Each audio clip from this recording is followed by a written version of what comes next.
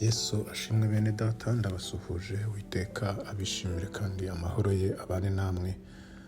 Dukomeje gusangira ijambo ry'Imana. Uyu munsi nagira ngo dusangire ijambo riganisha ku kintu twese tuzi, ku kintu kigora abantu benshi, ku kintu kandi bishoboka yuko wacikaho, kubera yuko byose birashoboka. Iyo ufite Yesu birashoboka. Icyo kintu rero nta kindi ni ingeso zituruka kuri kamere, ikintu twita kamere mu muntu igakura ikakuyobora ku buryo ukora ikintu kigahinduka ingeso.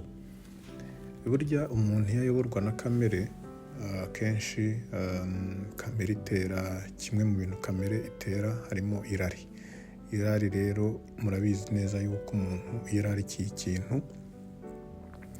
akenshi agakomeza kwemerera iryo rari ko riba muri we, akenshi ashiduka icyo kintu yagikoze. Reka dutange urugero. Iyo umuntu ararikiye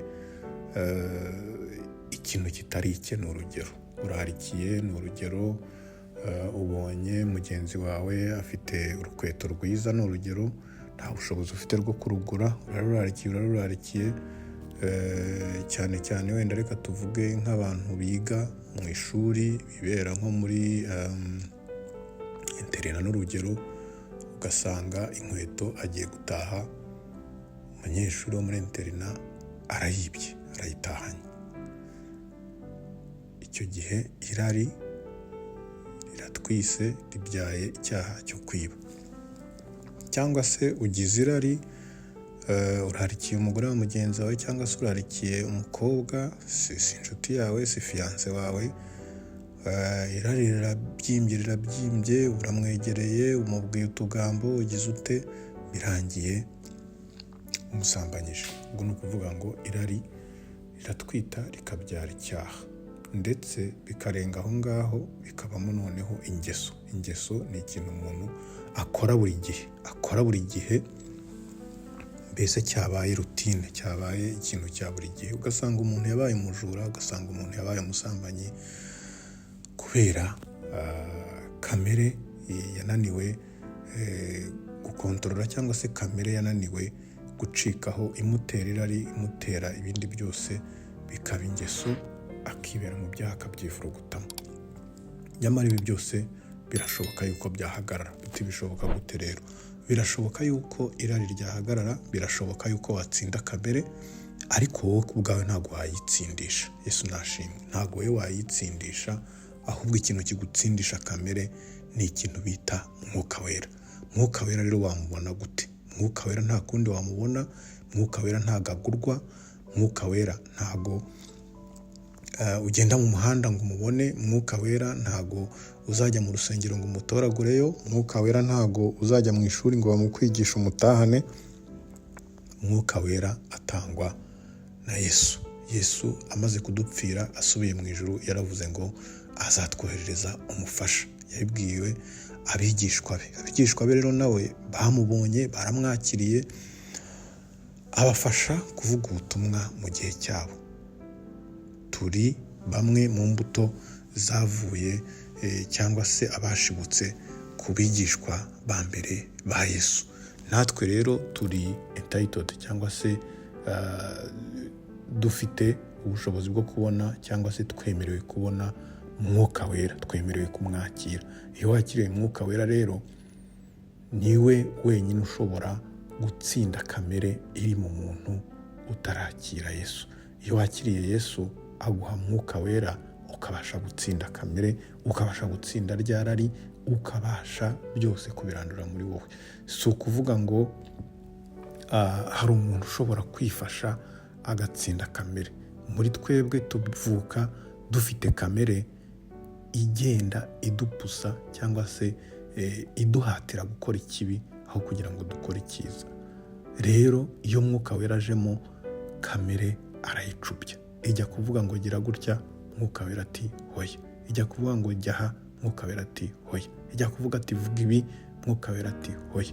ijya kuvuga iti fata kiriya, Mwuka Wera ati hoya. Uko niko rero umuntu wakiriye Yesu abaho, noneho akarushaho gukomeza kwezwa. Bene data rero tubonye yuko bishoboka yuko watsinda kamere, tubonye yuko bishoboka yuko ingufu za kamere ushobora nawe kuzinaniza, ariko ari uko ufite Mwuka Wera. Mu Baroma igice cya 8 umurongo wa 13 ndetse n'uwa 14 aravuga ngo kuko niba mukurikiza ibya kamere y'umubiri muzapfa, ariko nimwicisha umwuka ingeso za kamere muzarama. Abayoborwa n'umwuka w'Imana bose nibo bana b'Imana. Ahangaha ijambo rero bitubwira neza yuko kamere, nidukurikiza ibya kamere y'umubiri tuzapfa, kubera yuko nta rindi herezo ry'ibyaha. Iherezo ry'ibyaha ni urupfu. Kubera yuko irari ribyara icyaha, icyaha kikabyara ingeso, ukayiziringitira mu cyaha, bikarangira bibyaye urupfu. Ariko ngo nta kundi twakwica kamere, ni ukwicisha Umwuka Wera. Hanyuma twayicisha Umwuka Wera rero, ya ngeso za kamere zikavaho, hanyuma tukazarama. Ntituzapfe by'iteka, ahubwo tukazarama tukabaho by'iteka. Reka rero twemere tuyoborwe n'umwuka, maze kuko twitwa abana b'Imana ba nyabo, kubera yuko udafite umwuka w'Imana si umwana w'Imana, ariko ufite umwuka w'Imana aba yamumugabiye kuko aba yabaye umwana w'Imana. Uwiteka rero umugisha bene data, reka mwakire Mwuka Wera mubashe gutsinda kamere. Data, ndagushimiye kubwira ijambo, ndakwinginze kugira ngo usange bene data bose, uwumvishije ijambo wese reka umutsindire kamere, reka yemere kwakira Yesu nk'umwami n'umukiza we. Utari wamwakira reka mwakire, maze umwuzuze Mwuka Wera, abashe gutsinda kamere, abashe gutsinda izo ngeso zamunaniye, abashe gutsinda izo ngeso za karande zamubayeho akaramata, maze yakire Mwuka Wera, abashe kugendana nawe ibihe byose, hanyuma nawe azaronka ubugingo budashira. Mu izina rya Yesu Kristo umwami wacu niho mbimusabiye, amen.